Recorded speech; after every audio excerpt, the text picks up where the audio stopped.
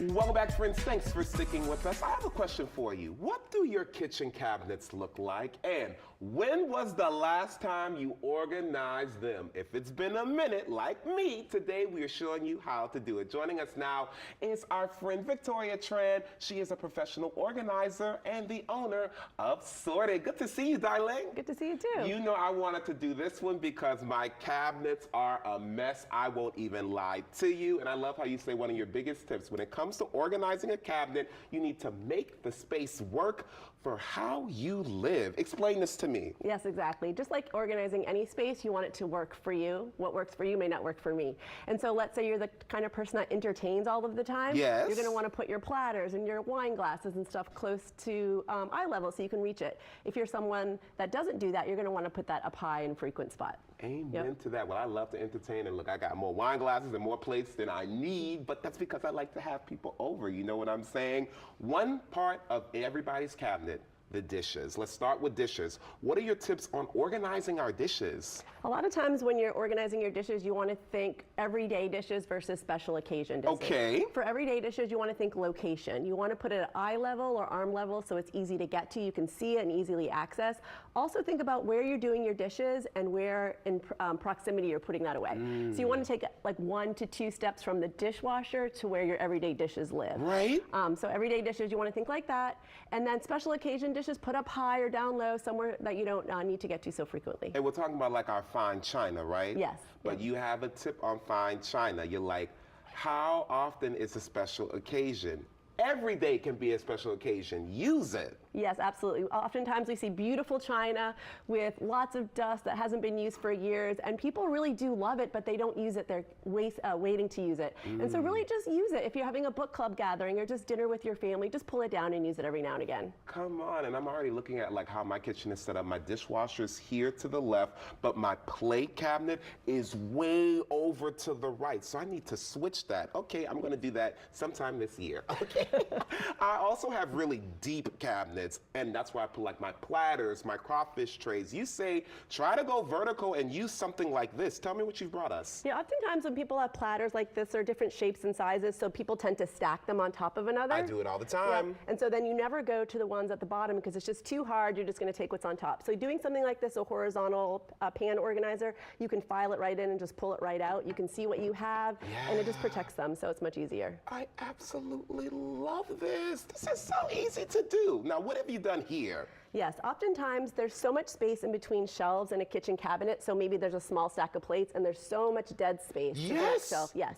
So using something like a riser like this, you can better utilize that vertical space by putting another layer, something like we did here with the bowls and plates. And you can see everything. Do you have any tips on how many plates we're really supposed to have? Well, you know, it really depends on how many you're going to use, right? Everyone's different. But, you know, just think of your everyday life. How many people are in your family? How many people do you have over for dinner? And just tailor it to that. Now, I live alone and I have like 20 plates. Is that too many? Well, do you have people come over and eat? I do. Well, then it's okay. Okay, deal. And they're cute plates. You know what I'm saying? What is this right here? If you're having some long-term storage for china or everyday plates, using something like this, a sturdy container, and you can have cushion in between each layer, and it just keeps it protected so you can put it up high without worrying it's going to get knocked over. Ah, so this is like a long-term storage option. I think that is great. Yeah. Now, I collect mugs. I have 3 cabinets that are all dedicated just to the mug. Every talk show, all these different places I've been, they're stacked on top of one another. I'm not even gonna lie to you. I know I need help with that. What is your advice? Yeah, so first thing I would say, is there any you can let go? You know what I have to say? Absolutely not. So if there's not, you gotta think on how to better utilize that space. So maybe you're using a riser like this to put 2 layers. I love this. Maybe you're using something like this where it's just gonna slide onto your shelf like this, and then you can utilize that dead space behind that, underneath that shelf with something like that. This is too cute. Okay. Or you can even do something like this on your counter where your most loved and everyday mugs are just right on your counter, and you can do something like this. I love that. But is it okay to say I do get something like this? Maybe I do take inventory of what I have, then any mug that I'm not using all the time, I just put in a box somewhere and put it maybe in like my closet? Yeah, it depends on your space. If you have room in your kitchen to store it, maybe store it up high and then switch it out every season or every month, and that way you're kind of rotating through all of the mugs. That is such a good idea. Can I part way with any of them? Absolutely not. Now, when it comes to measuring, you say we need to do that because that really helps us figure out how much space we have. Absolutely. Before you think of buying any of these products, you want to think of your inventory, meaning the kind of stuff that you have in your kitchen, and your space. You're going to want to measure the depth of your cabinet and the width. That way you're buying informed with stuff like this and this. It all comes in different sizes, so you want to make sure you're buying the right And stuff. you say finger clearance. Tell me what finger clearance is. Yes, a lot of times people will stack their plates all the way to the top to the next shelf and you can't even get it out. So leave out, an inch or two on top so you can easily get it out. Now, how often should we really be resetting our cabinets?